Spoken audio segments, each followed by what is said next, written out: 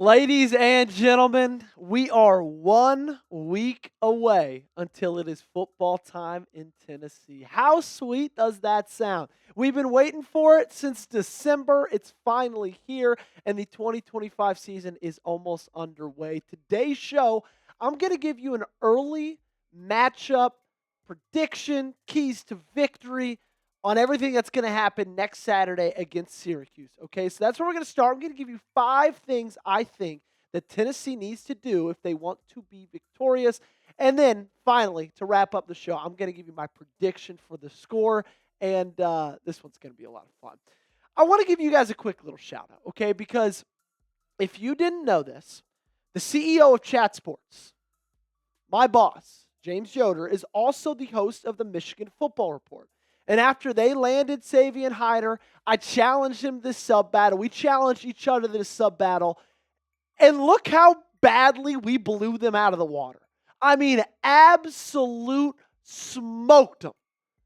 And you know what? It technically is ended already, but let's just keep this going. Keep running up the score on Michigan. If you hate the Wolverines, if you love the Vols, and if you want to put them a little bit further in the ground, do me a big favor. Hit that subscribe button and join us daily for free coverage of the Tennessee Volunteers. Number one on my key to victory, establish the run, okay? And we all know that this is what Josh Heupel really does best when it comes to his offenses. But I think you got to look at it from the standpoint of you're trotting out a quarterback out there who has only been in this system, who has only been at this university for 3.5 months. This is going to help him out a ton if this offense can be two-dimensional. Because it's just simple. If you run the ball well, they have to try to defend the run. If you can't run it well, then they say, you know what? We could just kind of put 5 people back in coverage, 6 people back in coverage, play a ton of dime. And the rush numbers last year, they point to this team running the ball more and honestly better than almost anybody else in college football. Now, we were lucky enough to have the SEC Player of the Year on this team. He's not on this team anymore. It's going to be, like we've talked about, a little bit more of a running back by committee. But I still really like the guys that we got in this group. I like the horses that we've got in this stable. They're all 3 very different backs as well.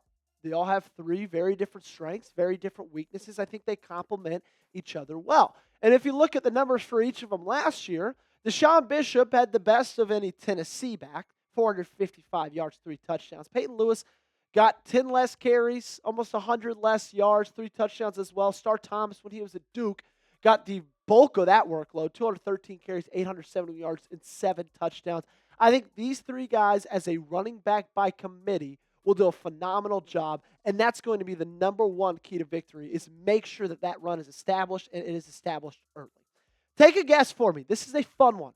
Really curious to see where you guys stand on this in the comment section down below. Who scores the first touchdown of the season? Take a guess for me right now. While you're down there, you'll see the link to my Twitter. Make sure you give me a follow. You can find me at Joey Petersen 8. You can also, like I said, the link is down there in the comments and description. Click that. Give me a follow. Got 1.1 thousand followers. We're getting closer to 1.2, so I need Vol Nation to hit me up and get me there for daily, instant, nonstop coverage of your Tennessee Vols. I'll be live tweeting the entire first game, pretty much every single game. So you can find me right there and give me a follow. Number 2, let's talk a little bit more about the defense. Getting to the quarterback is going to be massive when looking at this Syracuse team, okay? If you throw it back to last season, nobody passed the ball more, and frankly, nobody passed it better than Syracuse did. 370 yards through the air game, first in FBS. 4,800 yards, first attempts, first touchdown, 6. They were phenomenal. And yes, okay, I hear what you're saying. Kyle McCord is no longer there. He is gone to the National Football League. He was a really, really big part. He was the part of their passing offense. Their new quarterback, Steve Angeli, transferred from Notre Dame to Syracuse and got named the starter a little bit after Joey Aguilar got named the starter. I don't think he has as good of an arm as Kyle McCord did. They're not going to be, in my opinion, as efficient as they were last year in passing the football, but regardless, that's still going to be a great part of their offense and a big part of their offense. So if you can get to the quarterback early and often, that's going to be great for Tennessee's ability to defend against them. I expect a big Josh Josephs game. I expect a big Josh Josephs season. I've been talking about him through the entirety of this last month because I really have a ton of faith in his skill set and what he's going to be able to do, and I'm going to need him to get to Steve Angeli as often as he can. Number 3, let's flip it back to the offense. Let's talk Joey Aguilar, okay? It's going to be important to get him in a rhythm early. And why I say rhythm early is because, like we talked about already, he's only been on campus. He's only been at this university for 3.5, 4 months. This offense is still a lot new to him. And additionally, there's just going to be a lot going through his head. He will never have played in a game of this magnitude. How packed out Mercedes-Benz is going to be, that is probably twice as many people in a single game as he's ever played in his entire life. His first game at a Power 4 school, and then the offense is just a lot as well, right? There's so many things that make it difficult to be a quarterback in this offense. The tempo, the pre- and post-snap reads, like we talked about a lot of wide receiver choice routes, the spacing of the wide receivers, all the way outside the numbers, lots of big throws, and the time crunch. He hasn't been here very long. So it's not an easy job to be the quarterback of this offense, but it's a lot easier when you got some confidence and you get in a rhythm very early. So I think that's going to be imperative for Tennessee and Josh Heupel. Like Josh Heupel loves to do, start with a couple of screen passes, make him complete a couple passes, get in a rhythm, and then we can uncork it deep. If you believe in Joey Aguilar, I want you to like today's video, okay? I'm curious to see how many of you are with me. If you believe in the new QB1 for the Tennessee Volunteers, do me one big favor and hit that thumbs up button. Sticking with Joey, okay, it's going to be really, really huge that this team can capitalize on open receivers, open opportunities, and hit the deep ball. Because we all know that was something that this team struggled to do last year, right? There is a common denominator in all of these photos. There's 2, really. The wide receiver is basically running naked with 2, 3, 4 yards of separation on the next guy defending him. And 2, it was an incomplete pass. It was an overthrow. It was a squandered opportunity. We all know that Heupel still has his fastball. Josh Heupel didn't forget how to get these guys open. Just those opportunities never got taken advantage of last year. And look back to 2022. Think back to 2022. Hendon Hooker was one of the best deep ball throwers in all of college football. And part of the reason that Tennessee won so many big games and won so many games in general is because they took advantage of those moments. They scored in those moments. They got 40, 30-yard gains in those moments. You lost that all of last year practically. Nico had like a 32% deep ball, 20-plus more yard percentage, throw percentage. It was horrible. Now, the interesting thing is, when looking at Syracuse, the other reason it's important to hit that deep ball is because you're not going to have a ton of opportunities. So when you get them, you need to take advantage.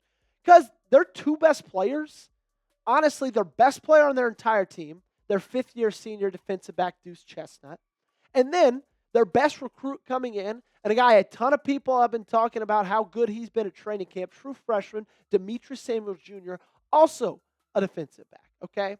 Now, in the end, I trust Joey's deep ball accuracy. I trust his ability to make those throws. He's just going to have to go out there and do it. And I really do think he's going to have the opportunities. Take a guess for me, okay? Predict the score of Tennessee versus Syracuse in the comment section down below. I'm going to do it after my final key to victory, but I want you guys to do it before I do. My final one, limit the turnovers, okay? I know these last 3 points are on Joey Aguilar, but let's face it, he's the quarterback of this offense. His biggest flaw, bar none, is his ability to turn the football over. If you look at his 2 years in JUCO, 6 interceptions in 2021, 4 interceptions in 2022, then that jumped up to 10 in 2023 with Appalachian State. That then jumped up to 14 last season with Appalachian State.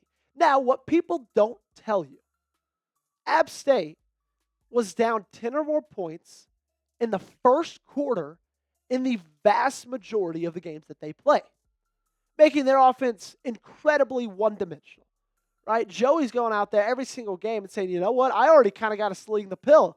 It's halfway through the first quarter. Our running game is probably going to be non-existent. We're already down double digits.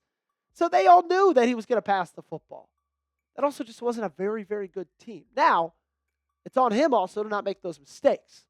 And that needs to change. If you keep the ball to the guys in the right color orange, I really do like UT's chances in this one.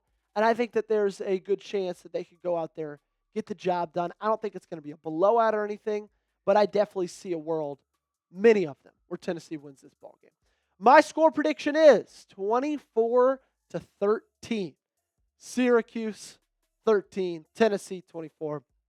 Vols start the season 1-0.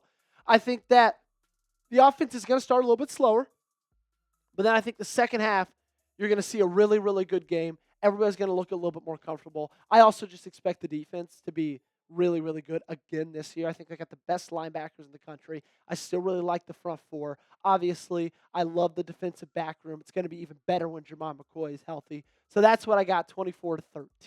Make sure you guys got me on social media. You can find me on Twitter and Instagram at Joey Petersen on both of those platforms. Make sure you subscribe to the channel. Daily coverage of your Tennessee Volunteers right here, Tennessee Football Talk.